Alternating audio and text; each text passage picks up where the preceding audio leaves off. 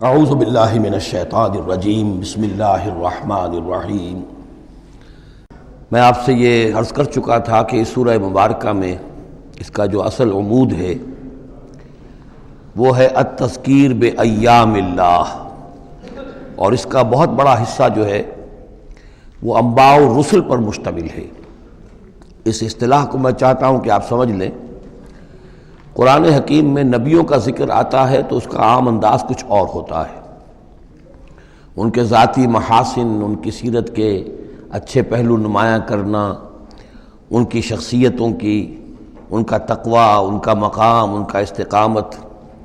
اور جب رسولوں کا ذکر ہوتا ہے تو خاص طور پر اس میں ہوتا ہے کہ جس قوم کی طرف بھیجے گئے اس نے پھر کیا رد عمل ظاہر کیا، اس کا نتیجہ کیا نکلا، قومیں ہلاک ہوئیں۔ تو پہلی قسم کی جو معاملہ ہے اسے ہم کہہ سکتے ہیں قصص النبیین، نبیوں کے حالات۔ اور قرآن حکیم کی ایک صورت جو ہے اس معاملے میں بہت ہی اہم ہے، پوری کی پوری جو ہے ایک نبی کے حالات پر مشتمل، سورہ یوسف علیہ السلام۔ اس میں ایسی کوئی بات نہیں آ رہی کہ حضرت یوسف نے کہا ہو کہ مجھے مانو، نہیں مانو گے تو تم پر عذاب آئے گا، اور پھر عذاب آیا ہو اور قوم کو ہلاک کر دیا ہو، کوئی ایسی بات نہیں۔ لیکن ایک ہے انباء الرسل، رسولوں کے حالات جن کو بھیجا گیا قوموں کی طرف تعین کے ساتھ، اور اب پھر وہ اللہ کی عدالت بن کر آئے کہ اگر مانو گے تو خیریت ہے، نہیں مانو گے تو ہلاک کر دیے جاؤ گے۔ ان کو کہتے ہیں انباء الرسل، نبأ کی جمع انباء۔ عام طور پر 6 رسولوں کے حالات قرآن مجید میں تکرار کے ساتھ آئے ہیں۔ اس کی وجہ یہ نہیں ہے کہ رسول صرف یہ 6 ہیں، بلکہ یہ 6 رسول وہ ہیں کہ جن سے اہل عرب واقف تھے۔ یہ تمام اسی جزیرہ نما عرب کے اندر آئے ہیں۔ جزیرہ نما عرب کا نقشہ اپنے ذہن میں لے آئیے کہ جو پیننسولا ہے، عربین پیننسولا، نیچے سے چوڑا ہے، یمن سے لے کر حضر موت وغیرہ کی طرف بہت چوڑائی ہے، لیکن پھر یہ شمال کی طرف دونوں طرف سے، مشرق سے بھی شمال مغرب کی طرف جا رہی ہے، یہ خلیج فارس یا خلیج عربی جو بھی آپ اسے کہیں، پرشین گلف۔ اور ادھر یہ جو جا رہا ہے ریڈ سی، یہ ریڈ سی جو ہے اوپر جا کر پھر 2 کھاڑیوں میں تقسیم ہو جاتا ہے، ایک خلیج سویس ہے اور ایک خلیج عقبہ ہے۔ اگر آپ اس کو، یہ جو جا رہی ہے پرشین گلف اور ادھر سے جو گلف آف عقبہ ہے، ان کو اگر سیدھی لائن کھینچ دیں تو یہ اوپر جا کر مل جاتی ہے ایک جگہ پر۔ یہ کوہستانی علاقہ ہے، کردستان، آج اسے ہم کردستان کے نام سے جانتے ہیں۔ یہ جو ٹرائنگل بن گئی، بیس پورا جزیرہ نما عرب کا، اور ادھر سے مشرقی ساحل اس کا گلف کے ساتھ ہوتے ہوئے، اور پھر وہ لائن جو آپ نے کھینچی ہے جو جا کر اوپر مل گئی کردستان میں، ادھر سے وہ ریڈ سی چلا آ رہا ہے، بحیرہ قلزم، اور اس میں سے 2 کھاڑیوں میں سے جو مشرقی کھاڑی ہے خلیج عقبہ، اس کو لے کر سیدھا اگر آپ نے جوڑ دیا تو ٹرائنگل جو بنی ہے، اس ٹرائنگل پر وہ تمام اقوام تھیں کہ جن کی طرف اللہ تعالیٰ نے ان 6 رسولوں کو بھیجا ہے کہ جن کا ذکر قرآن میں ہے۔ اس کی وجہ یہ ہے کہ جزیرہ نما عرب تو جزیرہ نما کہلاتا ہی ہے، لیکن اس کے اوپر بھی اس ٹرائنگل کے اندر جو 2 ملک آتے ہیں ان میں سے ایک کا نام عراق ہے، ایک کا عرب، ایک کا شام ہے، لیکن اصل میں یہ بھی ملک عرب ہی کے حصے ہیں، عراق عرب، شام عرب اور الجزیرہ، یہ جزیرہ کہلاتا ہے، جزیرہ نما جو نیچے ہے، اور پھر عراق عرب مشرق میں، شام عرب۔ اب اس میں نوٹ کیجئے کہ سب سے پہلے رسول جن کا قرآن ذکر کرتا ہے وہ حضرت نوح علیہ السلام ہے۔ اندازہ یہ ہے، واللہ عالم، ان چیزوں کو یقین کے ساتھ نہیں کہہ سکتے، کہ یہ حضرت آدم کے تقریباً 2000 سال بعد ہیں۔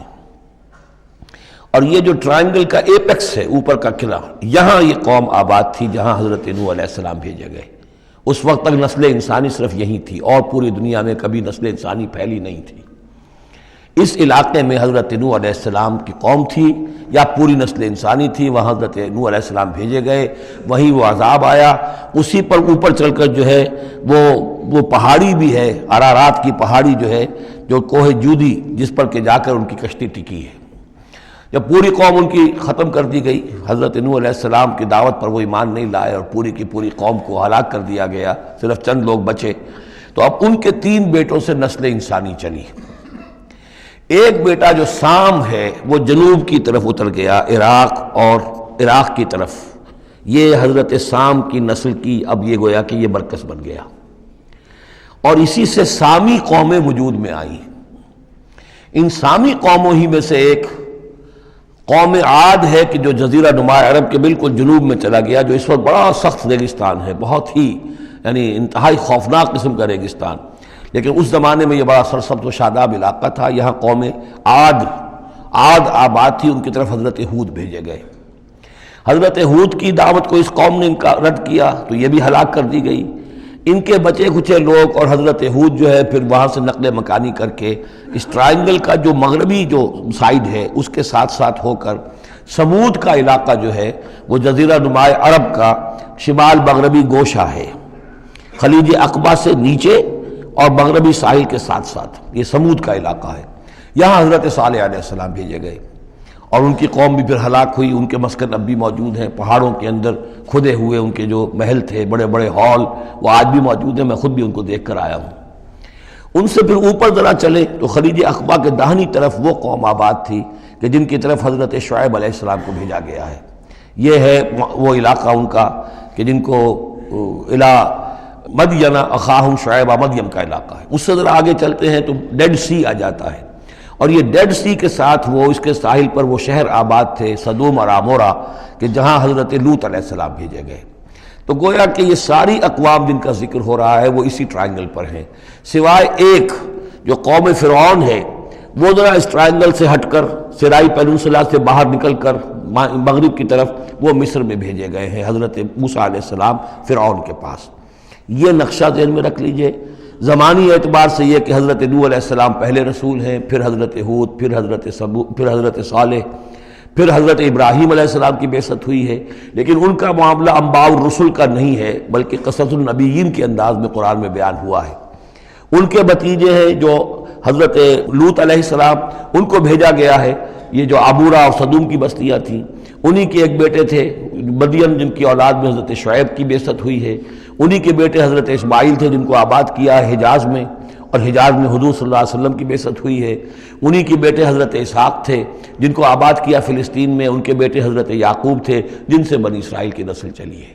یہ سارا اپنا ذہن میں رکھیے. اب چلیے. صدق اللہ العظیم.